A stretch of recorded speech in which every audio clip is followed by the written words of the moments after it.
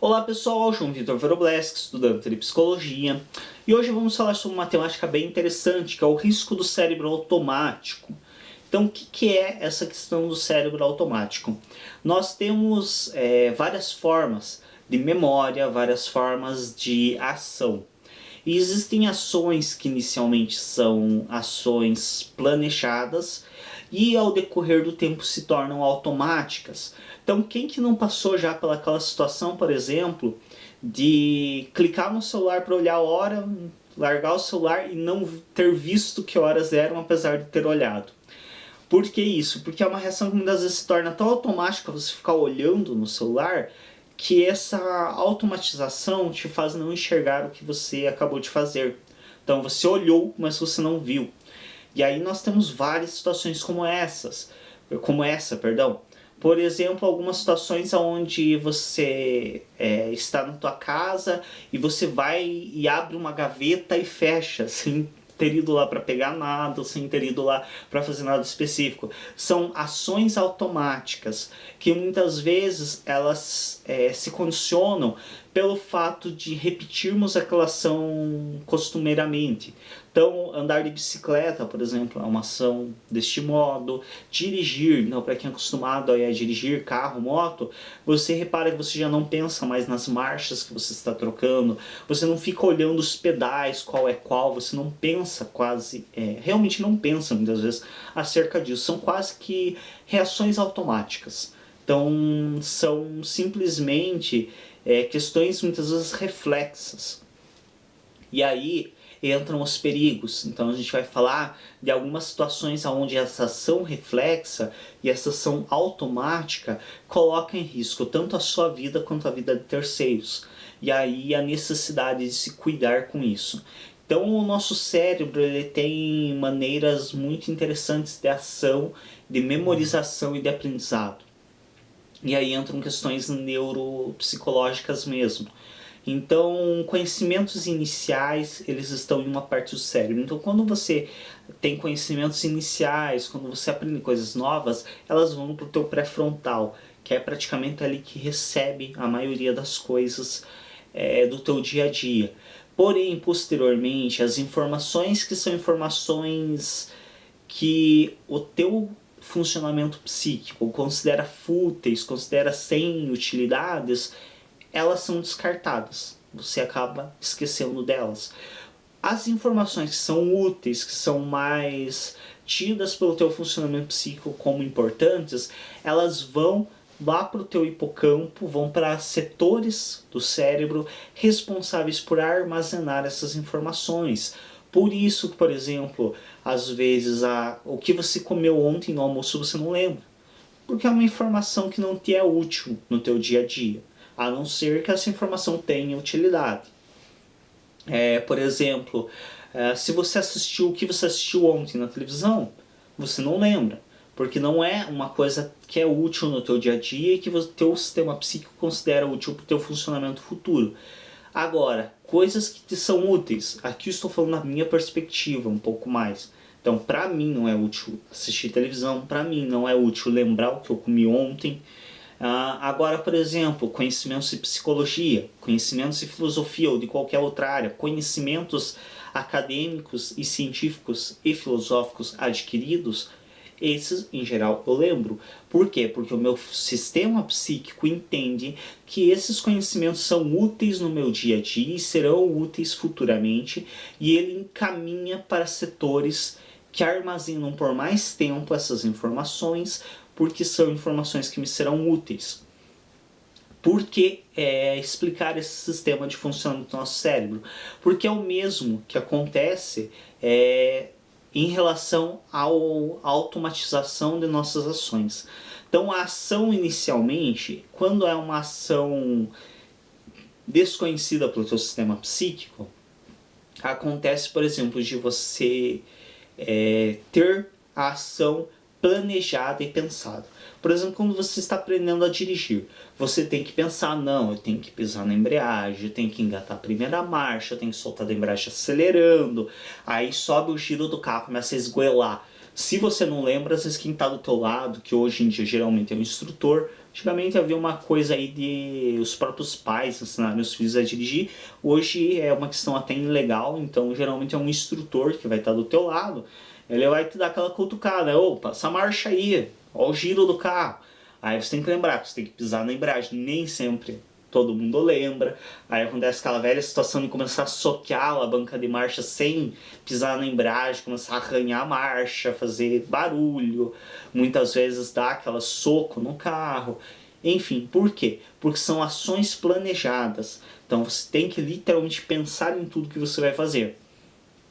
E o que ocorre? Com o tempo essa ação ela se torna automática. De tanto você fazer, vira automático. Então você não pensa mais.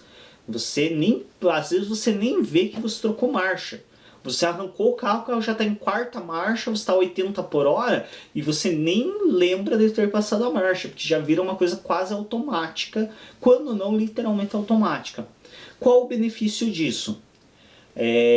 Você deixa de prender a tua atenção na troca de marcha, nos pedais, em coisas simples como essas e menos arriscadas, e você passa a prender a tua atenção em coisas mais complexas e necessárias. Por exemplo, no pedestre que está cruzando a rua para não atropelar ele. Por exemplo, no carro que está indo na frente. Você prende tua atenção, por exemplo, no sinaleiro que está fechado, na sinalização das placas da rua. Então é um processo necessário. Porém, quais os riscos dessa automatização em certos aspectos? Por exemplo, vou citar um exemplo real, literal, que aconteceu comigo. Eu, há alguns anos atrás, alguns bons anos atrás, não sou tão jovem assim, eu trabalhava como motoboy dentro de uma empresa e eu viajava constantemente com a moto da empresa. Viajava para outras cidades e próximo à minha cidade, no caminho para uma outra cidade vizinha, tem um trilho de trem que atravessa pelo meio da BR. Então, em muitos lugares do país isso já não é mais tão comum, já se fizeram viadutos, tudo para evitar justamente situações como a qual eu passei. Porém, aqui perto da minha cidade ainda tem essa situação. E o que ocorre? Eu seguido, frequentemente, eu me deslocava para essa outra cidade e eu passava por esse trilho de trem. E ali é um local onde tem muito pouco movimento de trens. Então é muito raro passar um trem ali. E nas vezes que eu fui para a cidade, nunca passava trem. Então o que acontecia? Eu vinha com a moto em uma certa velocidade, estamos falando de uma BR, então com certeza não estava a 10 ou 20 por hora, então eu vinha numa velocidade bem razoável, aliviava o acelerador, obviamente, por uma questão de bom senso, para você ter tempo de segurar a moto, caso seja necessário. Olhava para os dois lados, não vinha trem, acelerava de novo e passava. Porém, obviamente, como eu disse, eu estava numa velocidade razoável. Isso não ocorria numa velocidade tão baixa assim. E aí eu fazia isso constantemente. Então vinha vindo na mesma BR, aliviava o acelerador, olhava, não vem trem, acelerava, tocava. Vinha, olhava, não vem trem, acelerava, cruzava a linha férrea e tocava. Aí um belo dia, eu estava vindo com a moto, aliviei o acelerador, como sempre foi de hábito, já havia se tornado praticamente uma ação reflexa. Aliviei o acelerador, olhei para os dois lados, vinha o trem e acelerei. Essa é uma demonstração clara de uma atitude que se tornou uma atitude automática. Então, como sempre, eu vinha naquela mesma situação, aliviava o acelerador, não vinha o trem e eu acelerava, isso virou uma ação automática. Aliviar o acelerador, olhar e acelerar novamente. Porque nunca havia acontecido de vir um trem. Porém, quando vem o trem, você não associa mais a ideia de aliviar o acelerador ao trem. Mas sim você associa a ideia de aliviar o acelerador para olhar. E aí você se esquece de que esse olhar acarreta inteira a necessidade de ver e não apenas olhar. E foi nessa que felizmente o meu cérebro foi rápido o suficiente para corrigir a besteira que fez, Mas foi nessa situação que eu coloquei a minha vida em risco. Então aliviei o acelerador, olhei, vi não, olhei o trem vindo, mas não vi de fato ele, e acelerei novamente. Porém, meu cérebro rapidamente se deu conta da besteira e imediatamente eu soltei novamente o acelerador, reduzi marcha, freiei e parei. Não foi uma situação que eu quase fui parar embaixo do trem, parei a centímetros, não. Eu consegui ainda parar com uma margem de segurança e tranquilidade, consegui parar antes do trilho, porém já foi o suficiente para me dar um leve susto e me fazer ter mais atenção, não só referente a esse lugar, mas outros. Enfim, por que isso? Porque havia uma rotina. E aqui eu entro numa crítica a uma coisa que muitas vezes a abordagem da comportamental coloca, que é os benefícios da rotina. Mas pouco se fala sobre os malefícios da rotina. Dentre eles, a gente sabe que a vida rotineira ela traz malefícios como possibilidade maior de depressão. Então o sujeito ele tem uma tendência maior à depressão. Fique claro aqui, antes que caiam de críticas em cima, eu não estou falando que todo sujeito que segue uma rotina vai ser depressivo. Não é essa a situação, não funciona assim. Porém, existem sim margens de vulnerabilidade. Então, há uma tendência de sujeitos que seguem muito rotina, que não têm diferenciações na sua vida, possam desenvolver depressão, não significa que vão. E essa questão da ação automática, eu creio que esteja entre os maiores perigos da rotina. Então, essa minha demonstração foi uma, porém nós temos, antes de eu falar, do criticar e comentar a respeito da rotina, vamos falar outras questões que podem ser altamente danosas referente a essa rotina e a automatização de atitudes. Então muitas vezes se houve acidentes de trabalho, o sujeito cortou a mão numa serra, numa guilhotina, ou então bateu o carro depois de viajar, viajando anos, bateu o carro, trabalhava com uma serra durante 30 anos e nunca aconteceu um acidente e naquele dia aconteceu. Isso tem muito a ver com a automatização das atitudes. Então, não só no exemplo que eu dei da minha vida realmente que ocorreu, como também outros exemplos de pessoas que trabalham em serviços perigosos e uma hora acabam se ferindo. Por quê? Porque aquilo vira tão automático que a partir de determinado momento essa pessoa deixa de pensar para fazer aquilo e para tomar aquela atitude.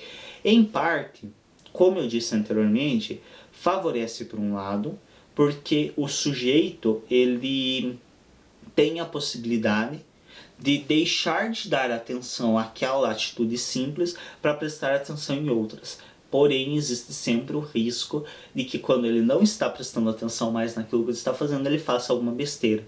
E aí existem outros casos onde a rotina gerou um malefício grande, que é, por exemplo, questões que nós já vimos várias de crianças que foram esquecidas dentro do carro.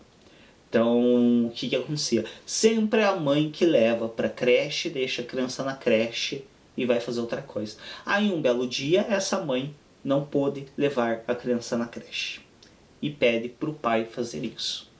E o pai, muitas vezes, e aqui estou usando o exemplo de mãe e pai como um mero acaso e como realmente uma visão que a gente tem de família mais comum nuclear. Mas pode ser, por exemplo, duas mães, dois pais, ou pode ser que o pai sempre leva a criança na creche e um belo dia esse pai não pode levar e a mãe precisa levar essa criança na creche. Sempre o pai leva, a mãe não leva, a mãe tem outra rotina de vida. Nesse belo dia o pai foi fazer outra coisa, o pai viajou, foi fazer negócios em outra cidade. E a mãe da criança precisa levar ela na creche. Só que a mãe está acostumada a sair de casa, ir para o trabalho, chegar lá, estacionar o carro, subir no escritório e fazer as coisas dela. Se ela não tiver atenção adequada, existe uma grande chance de que ela faça esse percurso rotineiro como uma coisa automática. Então o que vai acontecer? Ela vai sair de casa, vai ir para o trabalho, vai deixar o carro no estacionamento e vai subir e trabalhar no escritório. E aí sim acontece de a criança ficar dentro do carro. Não deveria acontecer, obviamente, não deveria. A maioria dos pais não quer que aconteça, mas pode acontecer. Então, isso é outro exemplo de quando o teu cérebro se torna automático em certas atitudes, ou quanto isso pode ser arriscado. Então, é uma situação bem complicada e que demanda um cuidado extremo. E aí existem várias outras, então a gente pode citar inúmeras questões que podem gerar tanto um risco de vida para você quanto para terceiros, de ações automáticas do cérebro. E nós temos ações automáticas o dia todo. É só porque isso nós não reparamos nisso, então nós não prestamos atenção, não enxergamos essas ações. Mas, por exemplo, quantas vezes você não aconteceu situações semelhantes, se não essa, por não ter esse hábito, não ser esse teu trabalho, mas quantas vezes não aconteceu situações semelhantes? Por exemplo, você todo dia chega no teu escritório, liga o computador. Primeira coisa, você tem que trabalhar com o teu computador, então é teu hábito. Você chega no escritório, senta na mesa, liga o computador. Vai às vezes pegar uns livros, pegar outras coisas, fazer outras coisas, mas já liga o computador porque você vai usar ele posteriormente. Se alguma vez aconteceu, você vai se identificar e você vai entender o que eu estou falando. De você chegar, ligar o computador, pegar, fazer outras coisas, dali a pouco você vai lá, putz, tem que ver aquele negócio no sistema, vai lá e aperta de novo para ligar e acaba desligando o computador que já estava ligado. Por quê? Porque aquilo se tornou uma ação tão automática que você nem chega a pensar para fazer, você só senta e já liga, a nível e ao ponto de você esquecer que você já ligou o computador. E essas ações automáticas são ações que levam a todas as questões discutidas anteriormente. Um outro exemplo de ação automática que é muito perigosa é, por exemplo, nas esquinas, quando você está dirigindo. Então, muita gente, a autoescola e a legislação de trânsito brasileira recomenda, e não só recomenda, como obriga, entre aspas, você sofre, se poderia sofrer, estar na lei dificilmente acontece, mas poderia inclusive sofrer punições de multa e coisas do gênero, de, por exemplo, quando você está numa esquina, onde a preferencial é da outra, você passar de viagem. Então muita gente que, não, mas eu olho para os dois lados e passo. Qual que é o risco disso? Se você anda no meio da cidade, aonde frequentemente vem carros e você é obrigado a parar, as chances de acontecer um acidente são menores. Mas se você é acostumado a andar só por ruas sem movimentos, aonde você olha para os dois lados e não vê nada, e você está passando, lembremos, você não para, você simplesmente continua andando com o veículo, muitas vezes diminui a velocidade, mas continua andando, e só olha para os dois lados e cruza direto. Se você faz isso em ruas que não tem movimento, existe uma grande possibilidade de um dia você olhar, assim como eu fiz com o trem, você olhar, vir carro e você cruzar mesmo assim. E aí acontecem acidentes que não são tão incomuns assim, a gente vê com certa frequência, e aí ainda a gente vê comentários do tipo, como que você não viu o carro vindo? Sendo que dá pra ver claramente. Realmente a pessoa não viu, mas não significa que ela não tenha olhado. Então muitas vezes ela olhou e realmente não viu, porque ela olhou, entrou no campo visual dela o carro vindo, assim como no meu havia entrado o trem vindo. Porém, essa ação está tão automática dela só olhar e passar, que ela se esquece de que esse olhar acarreta em ver, e há um motivo para você ver, que é o de parar. Então, como é tão automático ela passar, ela olha, muitas vezes entra no campo visual, mas ela não associa ao fato dela ter que parar o veículo. E aí, uma das minhas críticas no caso da linha de trem, só me defender um pouquinho aqui, claro, no caso das linhas férreas não há essa lei, então você não é obrigado a parar na linha férrea. Anteriormente, se eu não me engano, era. Posteriormente a lei foi mudada porque ninguém parava mesmo. Então, se alterou a lei para agora, você só precisa passar em segunda marcha em uma velocidade adequada que você possa parar. Eu não estava necessariamente em segunda marcha quando aconteceu isso, porém eu estava em uma velocidade que sim, eu consegui parar adequadamente antes de bater no trem, mesmo tendo passado despercebido a princípio. Enfim, por que então a ação de você parar o veículo na esquina e arrancar? Porque a hora que você para e você olha, o tempo que você leva para engatar a marcha novamente e arrancar é o tempo suficiente para o teu cérebro processar aquela informação e quebrar um pouco essa automatização. Então, uma das formas de se evitar isso é quebrar a rotina. E aí que eu entro realmente em conflito com alguns aspectos da teoria comportamental, que muitas vezes a teoria comportamental ela realmente incentiva o sujeito a ter uma rotina de vida para ser mais organizado. Bom, aqui é necessário estabelecermos que organização não está ligada diretamente com rotina, e nem precisa estar, e inclusive podem estar em polos totalmente opostos. Então eu posso sim ser totalmente organizado sem ter uma rotina. Então eu não preciso fazer tudo igualzinho todo dia para ter uma organização. Eu posso ser organizado sem rotina. E também não significa que a rotina deva ser evitada a qualquer custo. Mas em algumas situações é útil para a tua proteção e para de outros que você quebre certas rotinas. Então, por exemplo, no meu caso, o que eu posso fazer para quebrar a rotina em relação, por exemplo, ao trilho do trem e não ocorrer novamente? É não fazer exatamente os mesmos gestos, as mesmas ações todo dia com tanta frequência. Ou seja, em um dia eu alivio, olho, não vem nada, acelero e passo. No outro dia eu estou vindo, eu alivio, olho, não vem nada, olho no meu retrovisor, não vem um carro atrás que possa me atropelar, eu reduzo ainda mais, muitas vezes eu posso até parar antes do trilho, se é um local de pouco movimento, que eu sei que não vai gerar acidentes, eu posso inclusive parar o meu veículo, engatar a marcha e arrancar para cruzar a linha férrea. O que isso faz? Isso faz com que eu não tenha sempre a mesma atitude. Então, por exemplo, em um dia eu alivio, olho, acelero e passo. No outro dia eu alivio, paro, arranco e passo. No outro dia eu olho e tomo uma outra atitude. Então, seguro no freio até quase parar, mas não chego a parar, passo.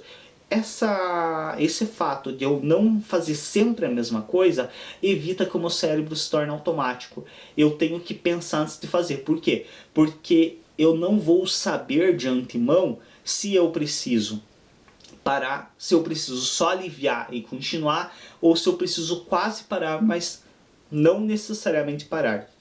Então, essas ações diferenciadas fazem com que não seja tão automática a ação do meu cérebro, e isso acarreta em uma chance menor de eu ter problemas referente a isso. Por exemplo, a questão da criança, que acontece dos pais esquecerem a criança no veículo. Então, uma forma possível, quando possível, obviamente, é, por exemplo, ambos os pais levarem a criança em certos dias. Então, por mais que um tenha mais facilidade, por exemplo, às vezes a creche ou a escola da criança, isso geralmente acontece com crianças menores.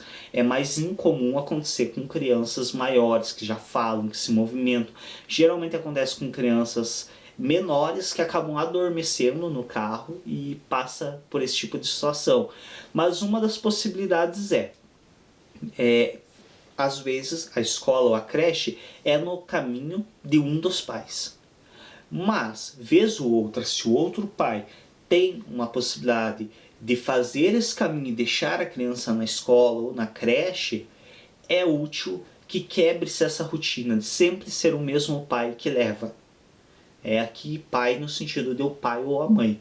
Sempre ser o mesmo que leva a criança, ou o cuidador, vamos ser mais específicos nessa questão. Então, quebrar um pouco essa rotina de ser sempre o mesmo cuidador que leva a criança para a creche ou para a escola. Vez ou outra, o outro cuidador fazer essa atividade. Ou ambos os cuidadores fazerem juntos. Aí depende muito também da rotina dos dois, das necessidades, da disponibilidade de ambos. Mas por que a importância disso? Porque assim, quando esse sujeito ele chegar no trabalho dele, ele vai conferir o carro, ele vai ter uma atenção maior, porque acontece de algumas vezes ele estar com a criança. Agora, quando praticamente nunca um dos cuidadores leva a criança, somente o outro, e aí esse cuidador um dia precisa levar a criança, o risco é muito grande. Então é bom que, dentro do possível e quando possível, ambos os cuidadores se revezem quando for possível. Um outro exemplo de reação automática que pode favorecer o indivíduo nessa mesma situação.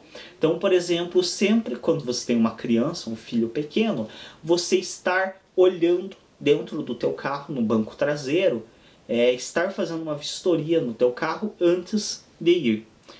Isso favorece que você veja o teu filho. Porém, é necessário também, claro, que essa olhada não seja uma coisa tão automática ao nível de você ver a criança e mesmo assim fechar o carro e ir trabalhar. Claro que é uma coisa bem mais difícil. Você deixar passar despercebido uma criança, a princípio você pode até deixar passar despercebido e descer do carro e fechar, mas não vai levar tanto tempo assim para o teu cérebro se dar conta de que tem uma coisa errada e você voltar. Então é uma das formas de automatizar uma ação que pode ajudar nesse quesito. Ah, mas pode ser incômodo, eu toda vez, aí mesmo que eu não deixe meu filho, toda vez que for descido no carro eu vou estar olhando dentro do meu carro e fazendo uma vistoria. Sim, pode até para alguns ser incômodo, aí fica a teu critério.